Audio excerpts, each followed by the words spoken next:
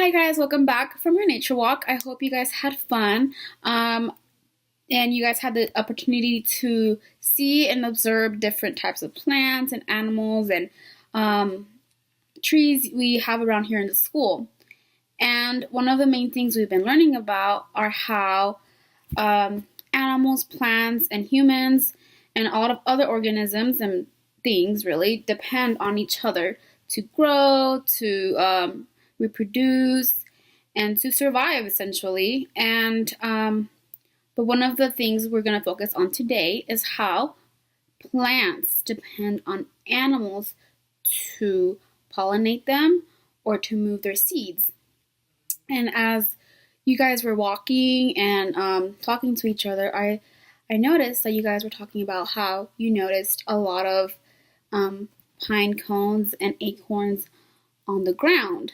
And especially around this time, we see that because a lot of these trees are changing and they're going into, the last stages of their leaves falling down or whatever.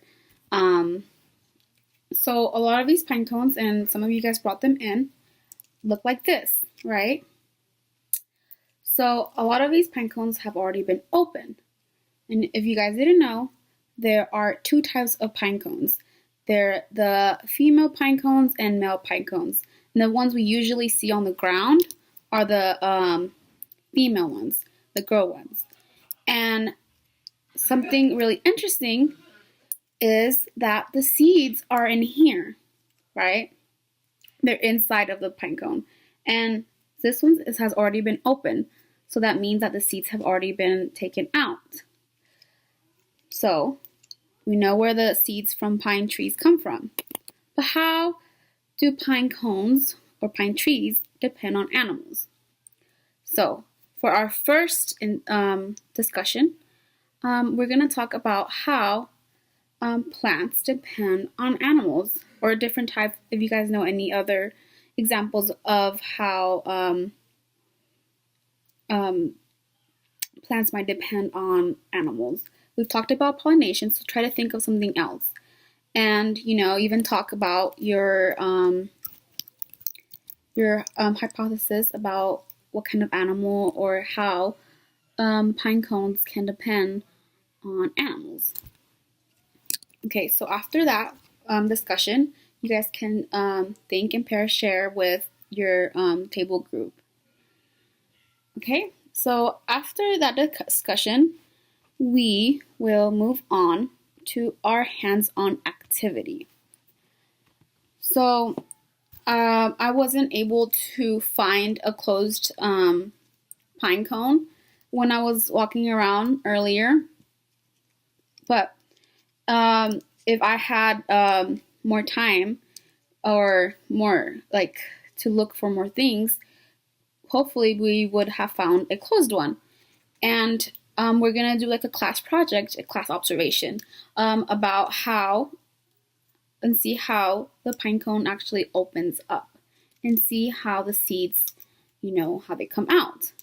So I will insert a clip of how that will look like in a classroom after explaining the rest of the hands-on activity.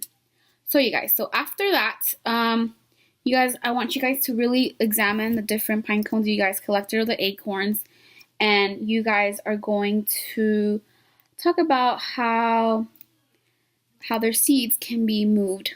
What kind of animals you guys think can move pine cones? Do we move pine cones? And I want you guys to really brainstorm that and write down ideas on a small poster board. Okay, and then after that, we will incorporate our language arts into this lesson. I want you guys to write a short story about a specific animal moving a seed to a new place. And you guys can talk about anything that really relates to animals moving seeds. So it can be like a squirrel moving a nut. It can be like a dog, having something stuck on his fur and moving into a different place, and how seeds from then go to a different habitat or different environment and they reproduce.